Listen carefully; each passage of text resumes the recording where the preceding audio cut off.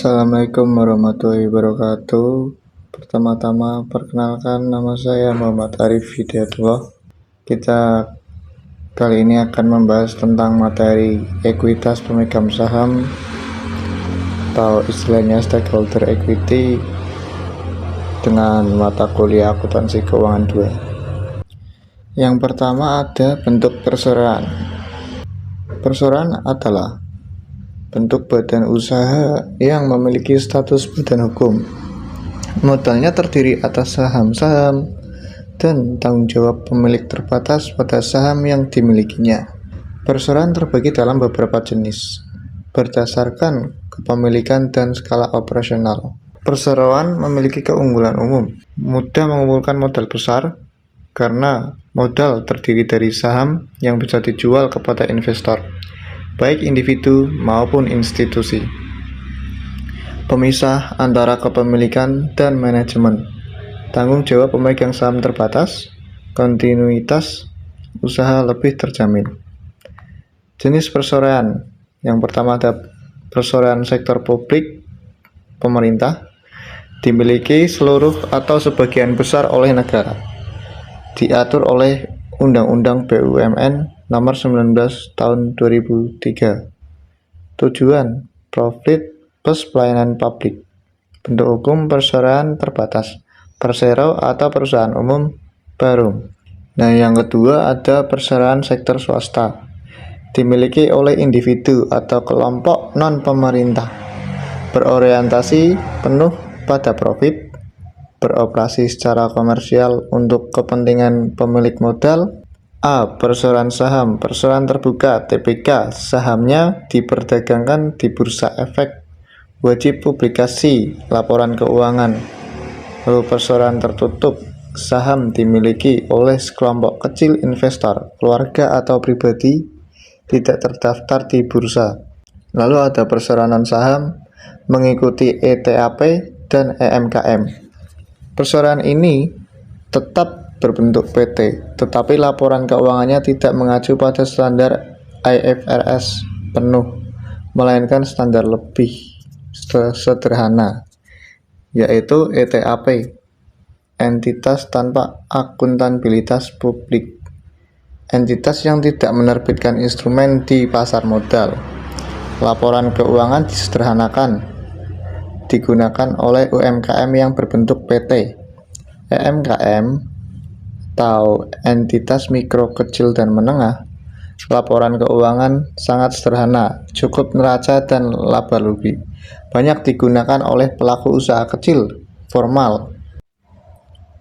Baik, selanjutnya yang kedua ada modal saham. Apa sih saham itu? Saham adalah surat berharga yang mewakili bagian kepemilikan dalam suatu perusahaan.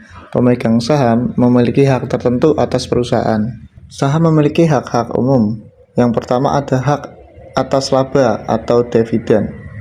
Pemegang saham berhak menerima bagian dari laba perusahaan dalam bentuk dividen sesuai dengan keputusan manajemen.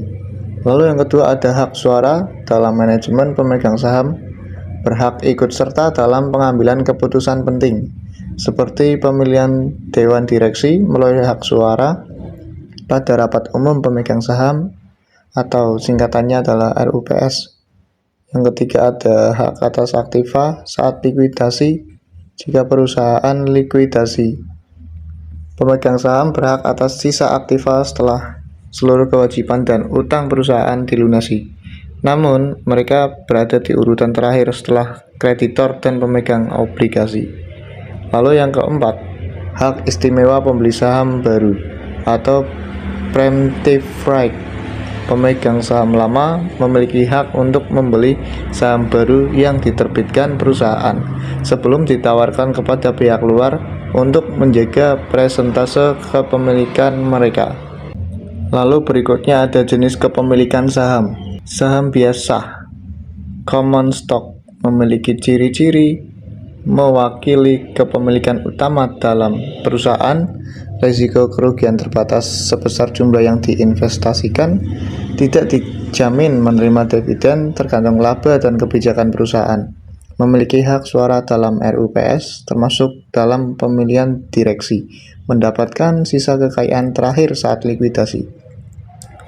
Lalu yang kedua ada saham preferred stock, memiliki ciri-ciri prioritas lebih tinggi dibanding saham biasa dalam pembagian dividen dan saat likuidasi.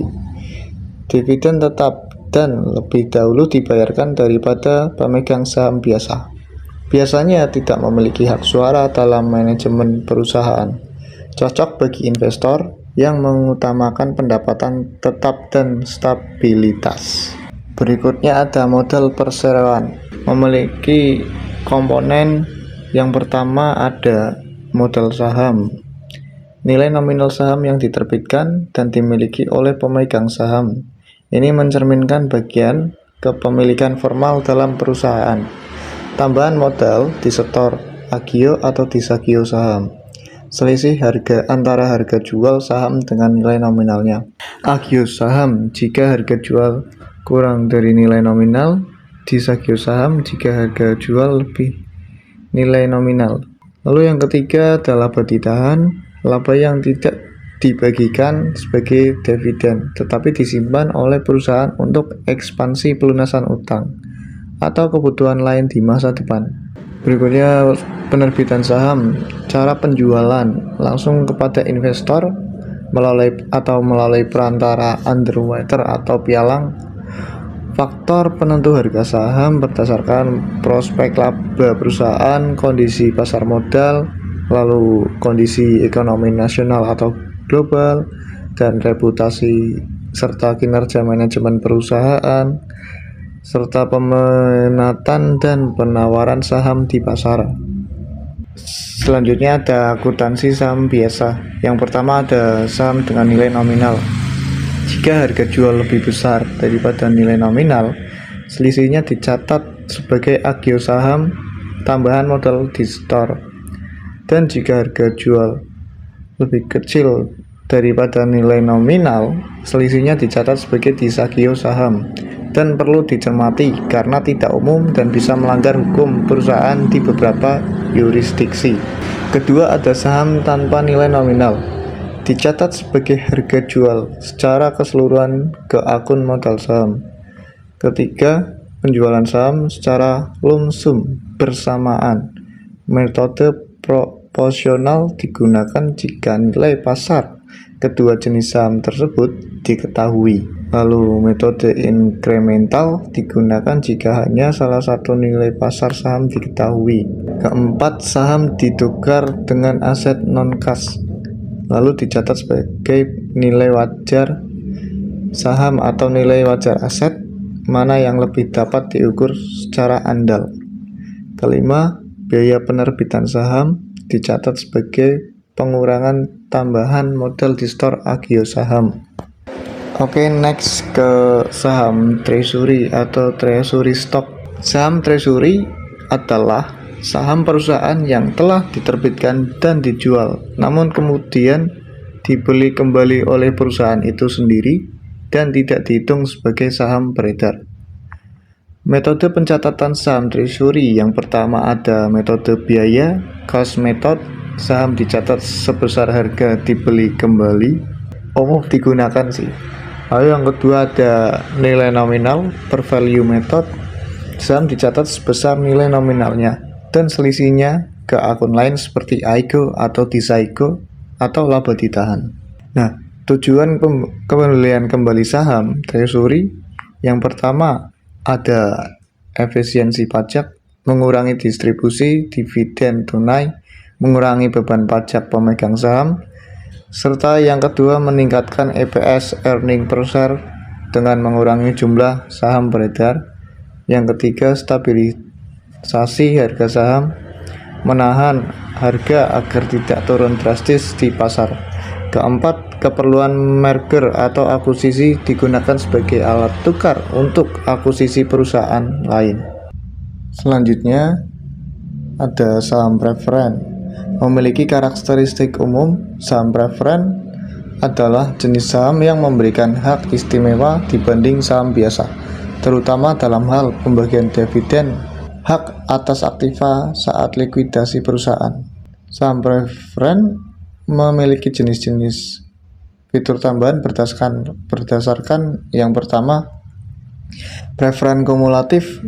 Jika perusahaan tidak mampu membayar dividen pada suatu periode, maka dividen yang belum dibayar ditangguhkan dan diakumulasi untuk dibayar di masa depan. Sebagai dividen saham biasa dibagikan. Lalu yang kedua, preferen partisipasi. Setelah memegang saham preferen menerima dividen tetap, mereka juga dapat ikut berbagi dalam sisa laba bersama pemegang saham biasa jika diisyaratkan. Yang ketiga, ada preferen convertible, dapat diubah menjadi saham biasa dengan rasio dan ketentuan yang telah ditetapkan. Yang keempat, preferen dapat ditarik callable, dapat dibeli kembali oleh perusahaan pada harga dan waktu tertentu, memberikan fleksibilitas kepada perusahaan. Oke, next, penyajian modal di store. Komponen tambahan modal di store. Tambahan ekuitas.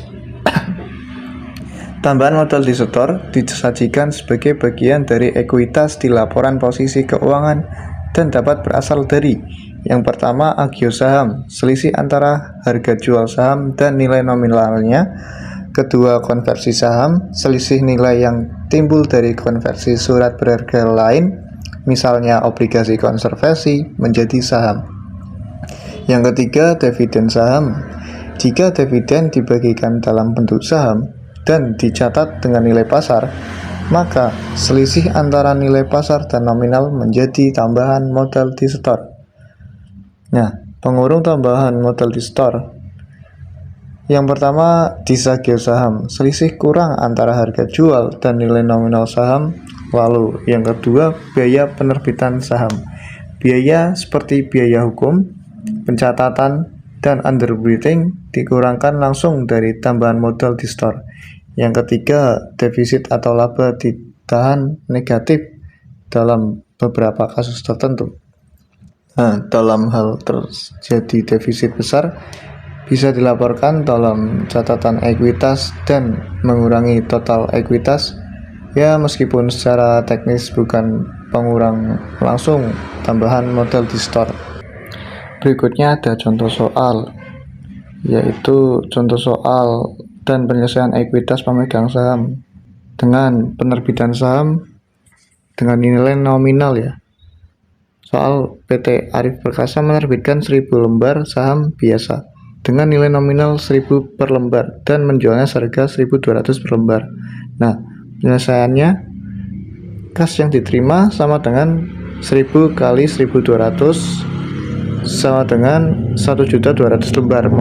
Lalu modal saham sama dengan 1000 kali 1000 sama dengan 1 juta.